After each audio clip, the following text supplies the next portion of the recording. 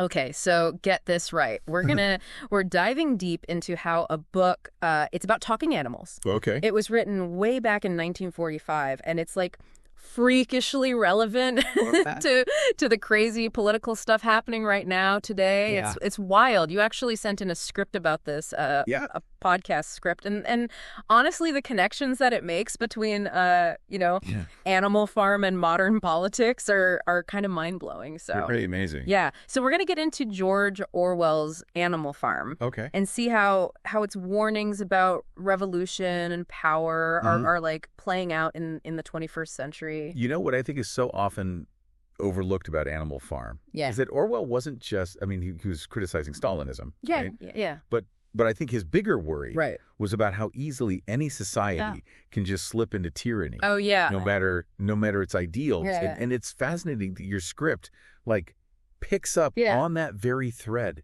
It's wild, right? And Yeah. it really drives home how these seemingly simple stories, right? They can just hold up a mirror to our own world. Absolutely. I mean, think about it. The animals in Animal Farm, right?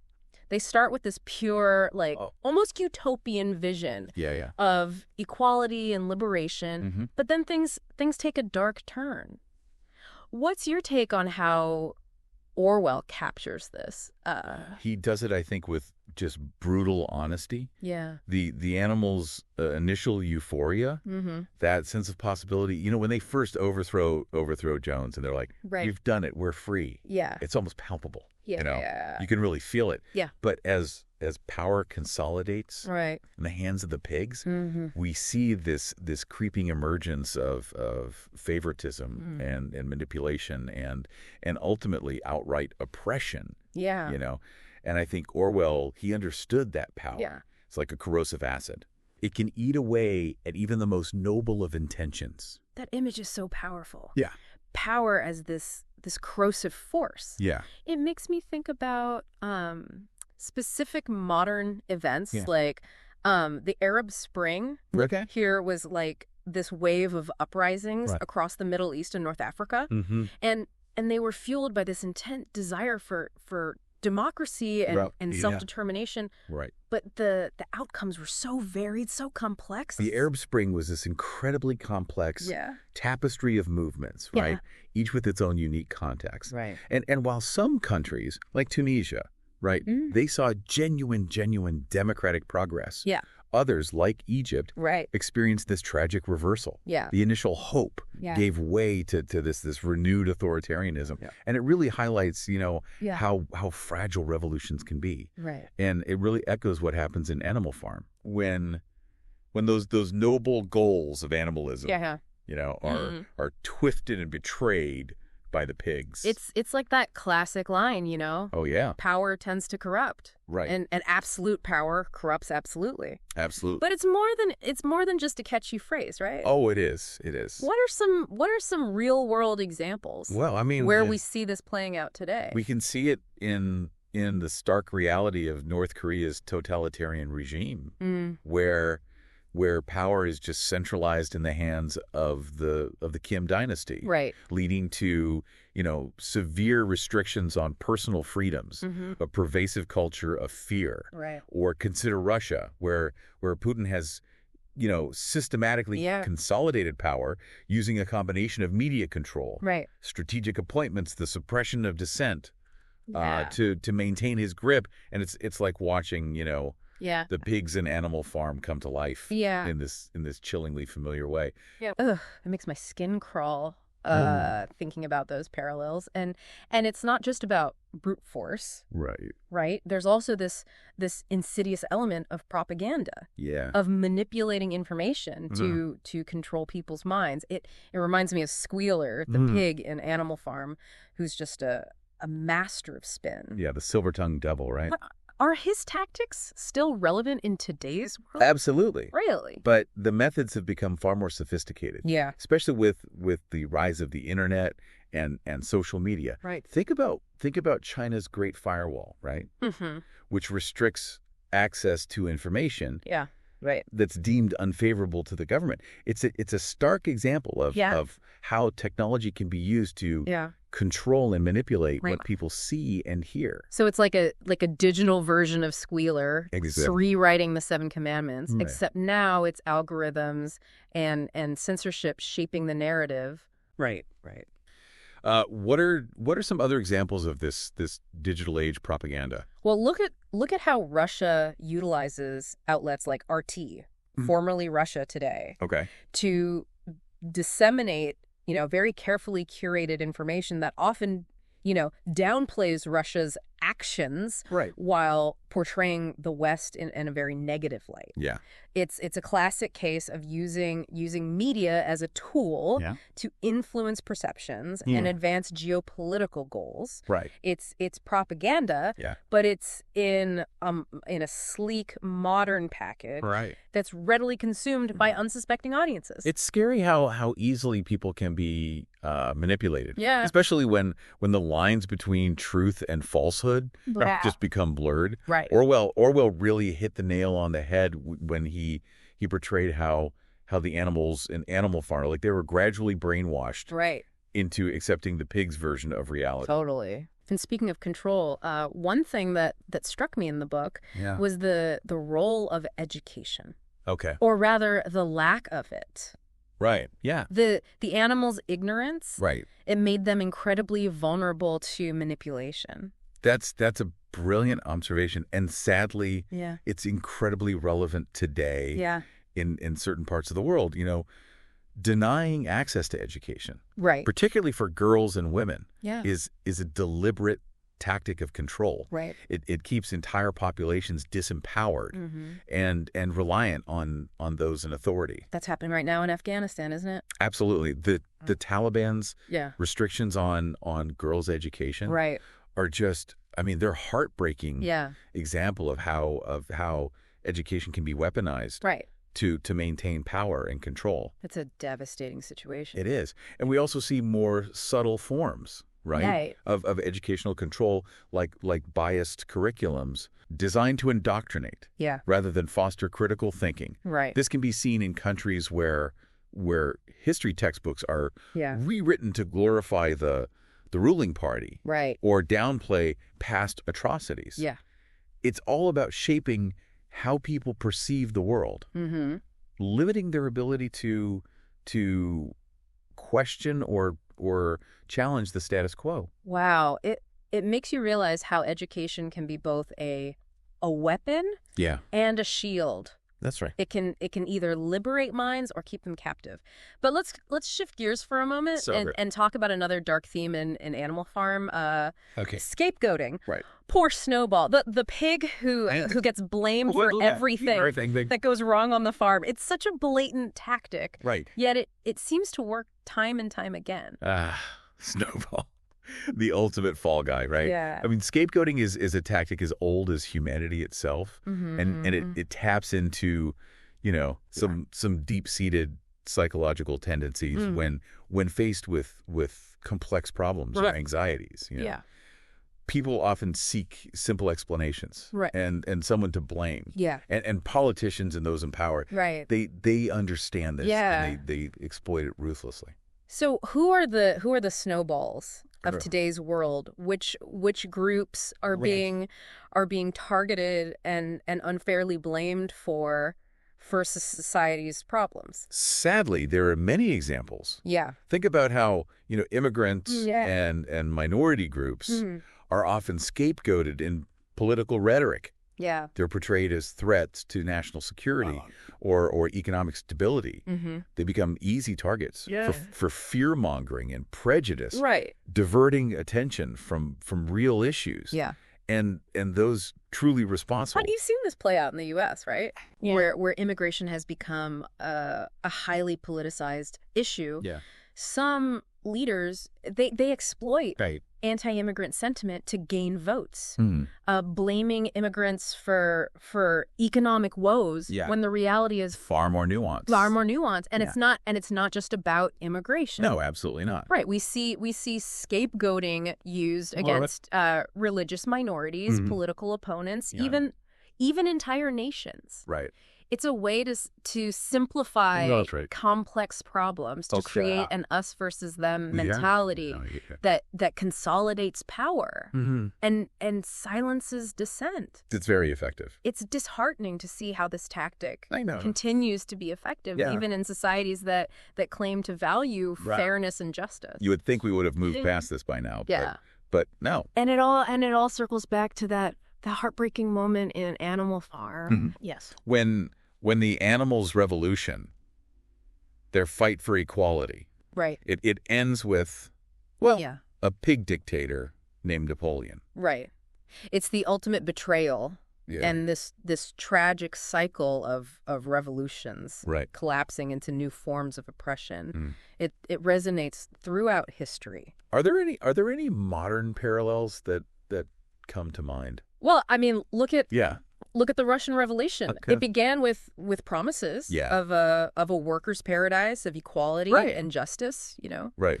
But it devolved into a totalitarian state under Stalin with millions killed or imprisoned in the gulags. It's a sobering reminder that good intentions aren't enough. No. And that the transition from revolutionary to tyrant can be shockingly swift. Oh, absolutely.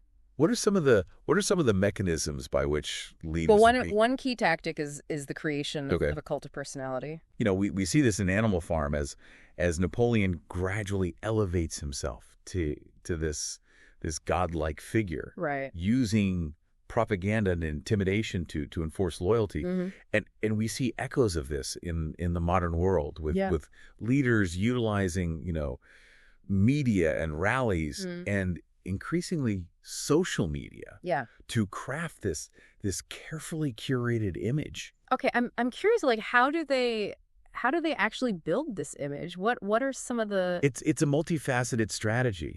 They often project this image of strength, infallibility, and even a kind of divine right to rule. Whoa, wow. Think about Kim Jong-un in North Korea. Okay. Where state-controlled media portrays him as this almost mythical figure, worthy of absolute devotion. It's like a modern day version of Napoleon being hailed as the father of all animals. That's right. But I'm guessing it's not just limited to outright dictatorships, right? No, even in democratic societies, we see, populist figures cultivating these larger-than-life personas. Right. They often bypass traditional media. Yeah.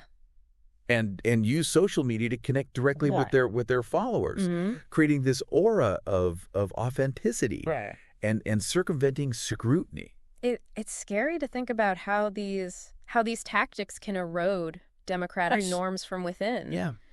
Orwell also shows how democratic principles can erode gradually, almost without anyone noticing. Yeah, right? It's like the proverbial frog in the boiling pot. What are some real world examples of this? Well, we see it in countries like Turkey and Hungary, Yeah. where leaders have systematically chipped away at democratic institutions. Right. They manipulate electoral systems. Yeah. They restrict press freedoms. They target political opponents, all while maintaining this veneer of democratic legitimacy. It's like they're playing a long game, right? That's right. They're slowly tightening their grip on power. Exactly. While maintaining just enough of a facade to avoid international condemnation. Right. And all the while, this gap between the haves and have-nots keeps growing wider. Just like in Animal Farm, where the pigs live in luxury while the other animals toil endlessly. Right. It's like this twisted mirror reflecting our own world, where economic inequality continues to widen.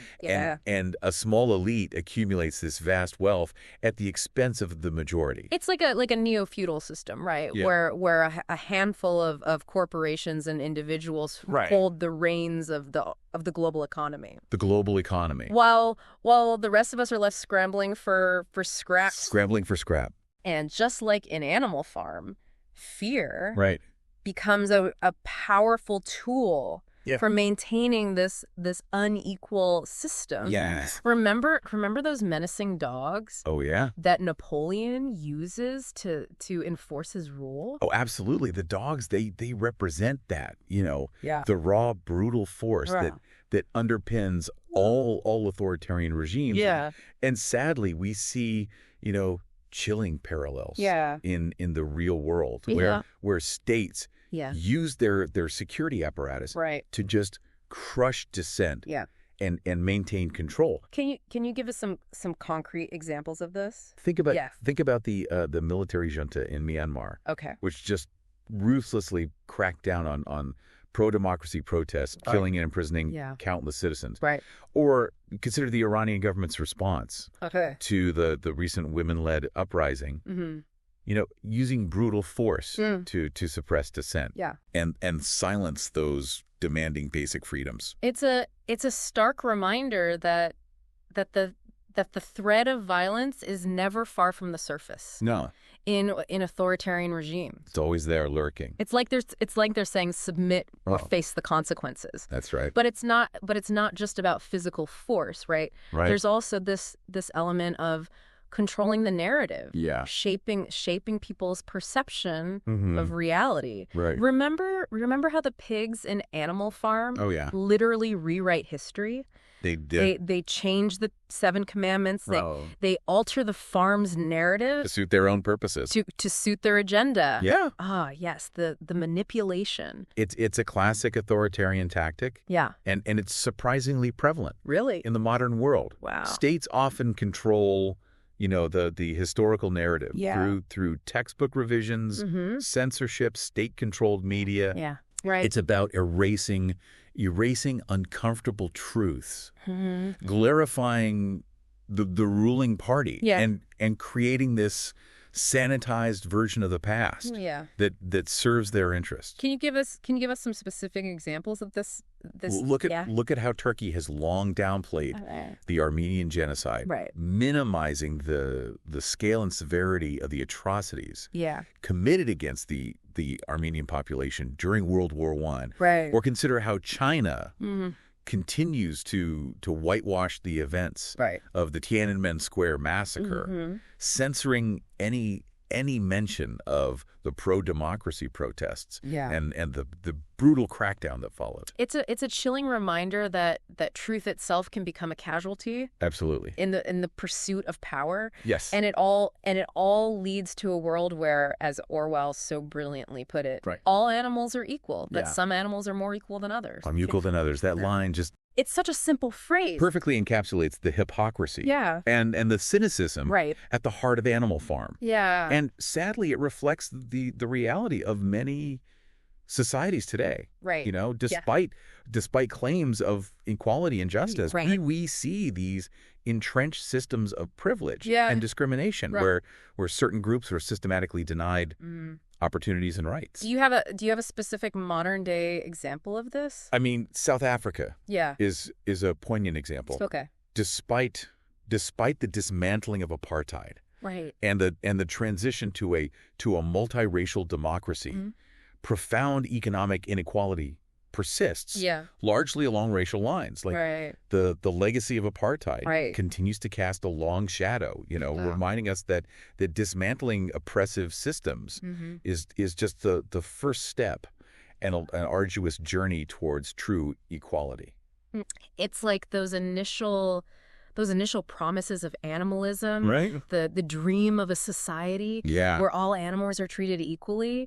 Ultimately, it gave way to this new form of hierarchy where the pigs ruled supreme. That's right. And Boxer's fate in Animal Farm is a particularly heartbreaking example of how those in power exploit the labor of others for their own gain. Boxer, the workhorse, is a tragic figure. He represents the countless individuals who toil tirelessly, believing in a better future, only to be discarded when they're no longer useful.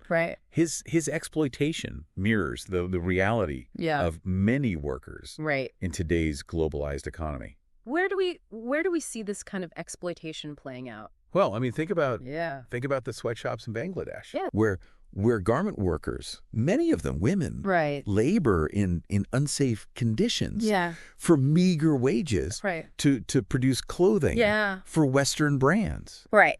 Or consider the plight of migrant workers in the Gulf states who are often subject to exploitation and abuse with little legal protection. It's a sobering reminder that the pursuit of profit often comes at the expense of human dignity and well-being. That's right. And it makes me wonder, are we any better than the pigs in Animal Farm? Right. I mean, they use the constant threat of external enemies to justify their actions to keep the other animals in line.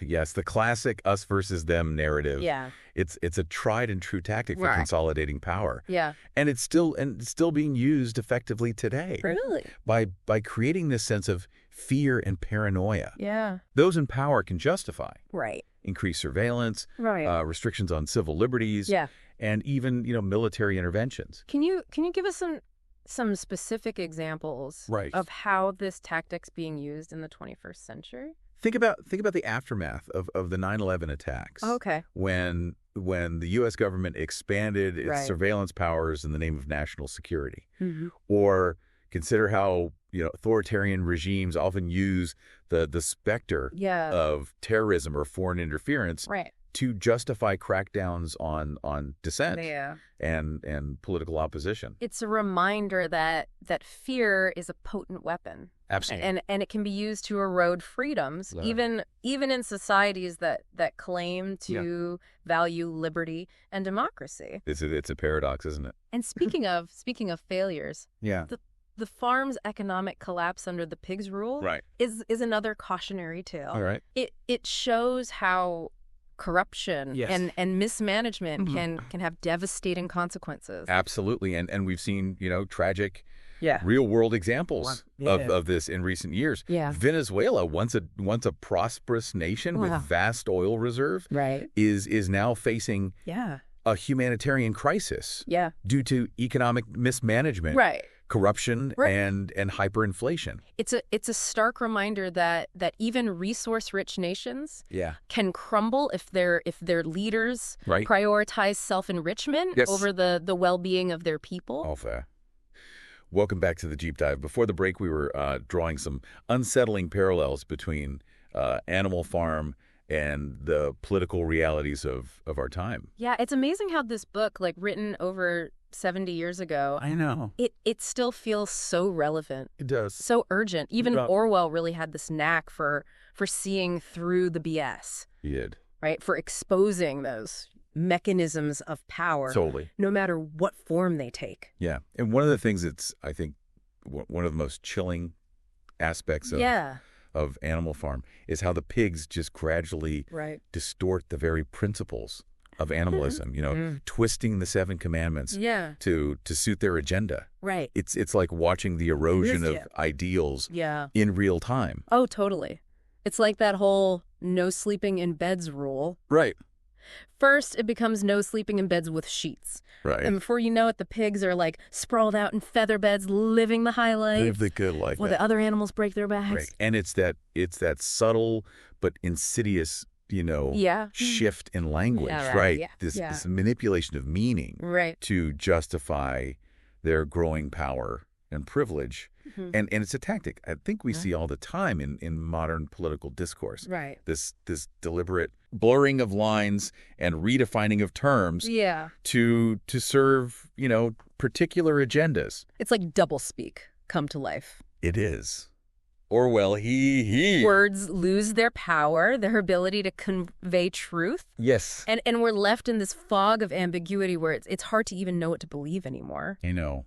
And speaking of warped realities, how about that scene in Animal Farm? Oh, yeah. Where the animals confess to crimes they didn't commit. Yes. It's just bone-chilling. That scene is so disturbing. Yeah. Because it taps into this dark, very real history of forced confessions and show trials, tactics used by totalitarian regimes to eliminate dissent and just terrorize their populations. It's about braving people psychologically, forcing them to comply through fear and intimidation. It makes you question the very nature of justice, doesn't it? It does. When truth becomes like malleable, when those in power can simply fabricate narratives to suit their needs, it erodes the foundation of any fair and equitable society. It really does. It makes you wonder, can revolutions ever truly succeed? Right. Or are they always destined to be hijacked by those who crave power? Yeah. It's a question that has haunted, revolutionaries and political theorists for centuries. Yeah. And while Animal Farm doesn't offer, any easy answers, I think it does provide some really valuable insights into the pitfalls and challenges of radical social change. So it's not about giving up on the idea of revolution altogether. No, I don't think so. But rather being more aware of the potential dangers. Yeah. Right? The ways in which even the most well-intentioned movements absolutely lead your ghost, right? They can. It's about recognizing that revolutions are not just a one-time event, but an ongoing process that requires constant vigilance, critical thinking, and a deep commitment to democratic principles. It's about guarding against the very human tendency to replicate the power structures we're trying to dismantle. It sounds like a delicate balancing act, It is. This tension between pushing for radical change while also safeguarding against the corrupting influences of power. So in a way, Animal Farm is less a blueprint for revolution and more a cautionary tale. A reminder to be wary of those who claim to have all the answers. Yes, exactly. I think that's a really, really insightful way to put it. It's a call to be, active participants in shaping our political systems, to be skeptical of grand narratives. And to hold those in power accountable. No matter their ideology or promises. So it's about embracing that sense of critical inquiry, of questioning everything, even the things that seem obvious or self-evident. It's like we need to cultivate that Benjamin mindset, That cynical donkey from Animal Farm. Yes, who Benjamin. He's always saw through the pig schemes. He represents this essential element of intellectual independence. This willingness to see things for what they are, even when it's uncomfortable or disillusioning. And that's a quality I think we desperately need in today's world where we're bombarded with information from all sides. Much of it designed to manipulate or mislead. It's like we're living in this constant state of information overload. I know. And it's harder than ever to sift through the noise and find the truth. That's right. So what are some practical steps we can take? Well, first and foremost, I think it's about prioritizing education. Okay. That fosters critical thinking skills and media literacy. We need to equip people with the tools to discern fact from fiction. To identify bias and propaganda and to evaluate information sources critically. So it's about empowering people. It is. To think for themselves, to be informed and engaged citizens. That's right. Who are less susceptible to manipulation and emotional appeal. Precisely. We need to create a culture where questioning is encouraged, where dissenting voices are heard and respected, and where power is held accountable through open and transparent systems. We also need to recognize that manipulation isn't just about outright lies. It's often about subtle distortions, omissions, framing techniques that shape our perceptions without us even realizing it. It's like those gradual changes to the 7 commandments in Animal Farm. That's right. Bit by bit. Yes. The pigs twist the meaning They do. Making it easier to justify their own corrupt behavior. Exactly. And before you know it, the whole system is like rigged in their favor. You've hit the nail on the head. Yeah. It's this gradual erosion of principles and norms that can be the most dangerous. Yeah. Because it happens so incrementally that it's easy to miss. Yeah. Until it's too late. So it's about being vigilant. Yes. Right? About paying attention to the details. Yeah. And calling out even seemingly minor infractions. That's right. Because they can be a sign of something far more sinister brewing beneath the surface. Absolutely. And it's about recognizing that, those in power, they will always try to justify their actions to make their behavior seem reasonable or even necessary. Right. We need to be wary of this kind of self-serving rhetoric and be willing to challenge it, even when it's uncomfortable. It sounds like a lot of work.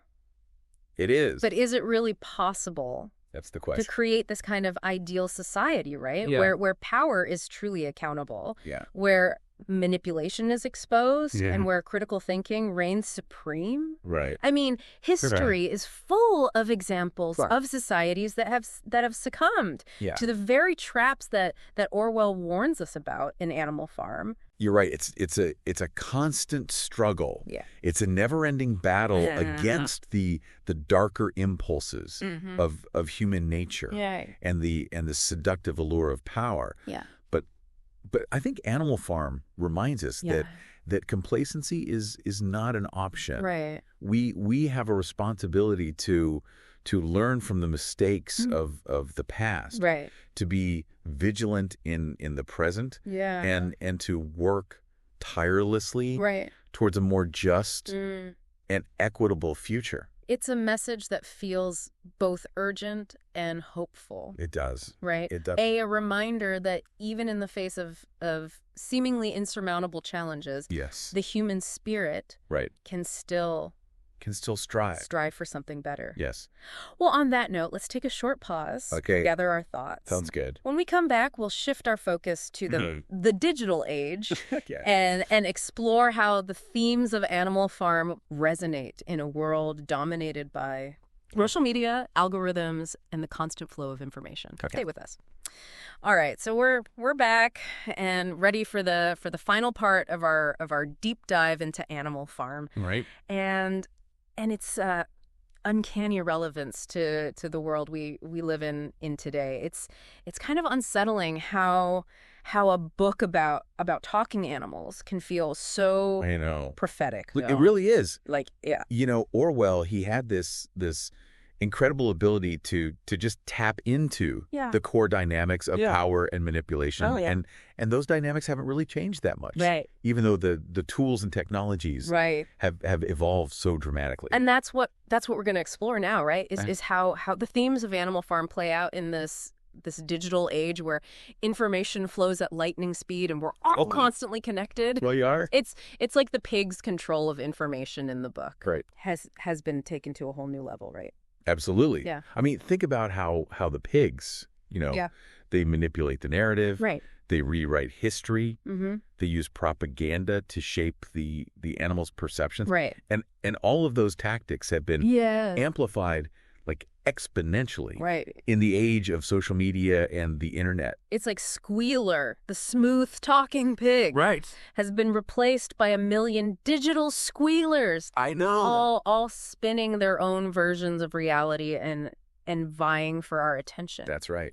It's overwhelming, honestly. It is. And the algorithms that drive these platforms, they often create these echo chambers where we're primarily exposed to information that reinforces our existing beliefs, whether or not they're actually true. So it's like we're all living in our own little animal farms. Kind of, yeah. Right. Surrounded by information that confirms our biases and makes us less likely to question or challenge the status quo. That's the danger, isn't it? Oh. We become so accustomed to seeing the world through this particular lens that we lose sight of alternative perspectives and we become much more susceptible to manipulation. It reminds me of how the animals in Animal Farm they gradually accept the pig's version of reality, even when it contradicts their own experience. That's a lived experience. Right. They're so bombarded with propaganda and misinformation that they lose their ability to think critically. Yeah, and I think that's really a key takeaway from the book. Yeah. The importance of critical thinking. Right. And media literacy in a world where information is so readily manipulated and weaponized. We need to be able to evaluate information sources. Right. Recognize bias, discern fact from fiction. Right. Especially online. It sounds like we need to develop our inner Benjamin. Right. That skeptical donkey from Animal Farm. That's right. Who never quite bought into the pig's propaganda. Never.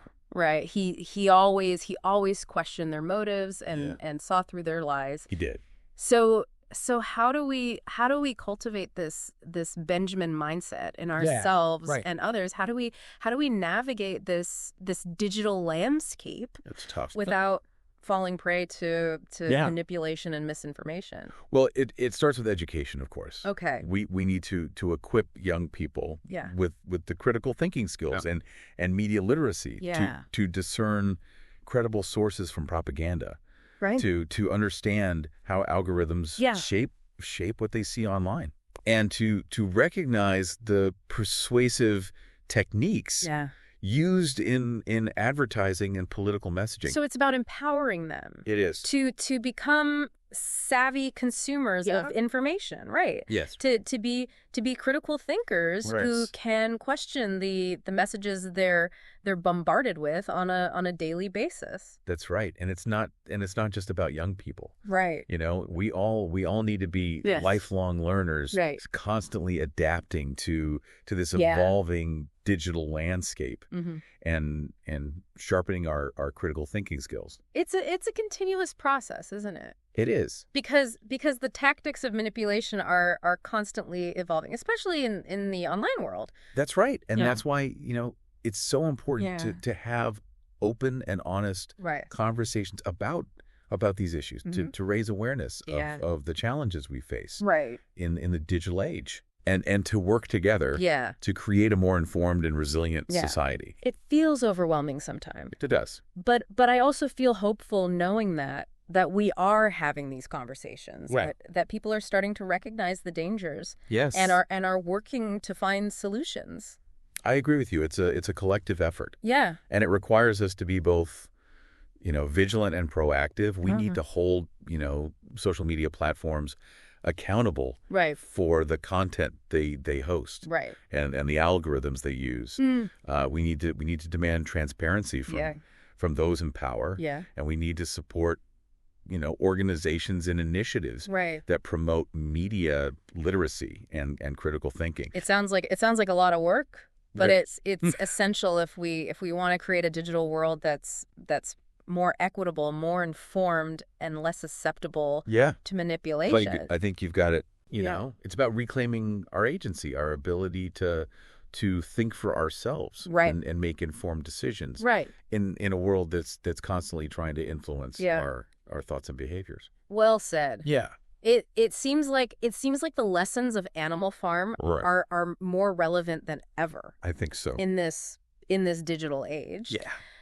It's a reminder that the pursuit of power and control is a constant throughout human history. It is a constant. And that we must remain vigilant against those who seek to exploit our fears and manipulate our perceptions. Animal Farm serves as this powerful warning against the dangers of unchecked authority, the allure of propaganda, and the erosion of critical thinking. Right. It's a call to action for each of us to be engaged citizens, to think critically and to hold those in power accountable. Wow, I'm leaving this conversation feeling both inspired and slightly terrified, but mostly inspired. Yeah. It's been such a thought-provoking journey through the pages of Animal Farm and its enduring relevance to the world. Absolutely. We live it. It's been a pleasure delving into these ideas with you. Me too. And I hope our listeners have found it equally insightful and engaging. And remember, folks, the fight for a more just and equitable world is an ongoing process. It is. Stay informed, stay engaged. Absolutely. And never stop questioning the narratives you're presented with. Question everything. Thanks for joining us on the Deep Dive.